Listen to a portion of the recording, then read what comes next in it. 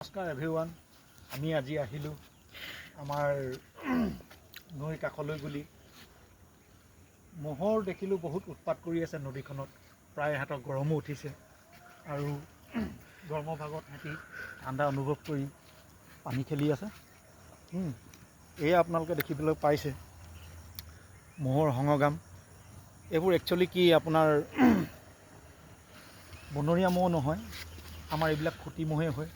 আমাৰ এইখন ইয়াত ৰিজাৰ্ভ পৰে। ৰিজাৰ্ভৰ ভিতৰলৈ আমি সোমাই আহিছোঁ এতিয়া বৰ্তমান। আপোনালোকক সকলোখিনি আমি দেখাম এতিয়া। সকলোৱে ৰাইজে অলপমান অনুভৱ কৰিব। সেই বুলিয়ে আজি অকণমান আমি আগবাঢ়ি আহিছোঁ। আমাৰ গছ গছনি এইটো আমাৰ জীৱন। সেইবিলাকে আমাক সহায় কৰি থাকে উশাহ নিশাহ, সকলোৱে জানেই। আৰু সৰু সৰু কালত আমি এইফালে আগতে আহোঁ। এই দলংখন তেতিয়া আমাৰ ইয়াত হোৱাই নাছিলে।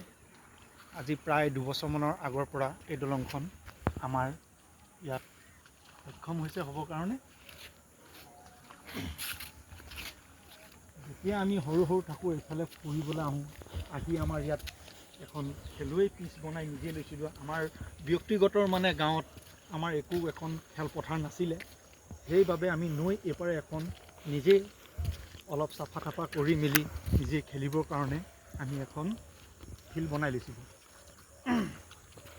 এতিয়া ফিল্ডখনৰ মানে আমি এইফালে গৈ আছোঁ। মানে আমাৰ খেলপথাৰ আমি আগতে পিচ বনাই মেলি ক্ৰিকেট খেলিছিলোঁ। আজি আমি এইটো বুলিয়ে ওলাই আহিলোঁ বহুত দিনৰ মূৰত। আমাৰো সময় নাই। আগৰ নিচিনা ল'ৰা ছোৱালীবিলাকে খেল খেলোৱাটোতো নেদেখোঁৱে।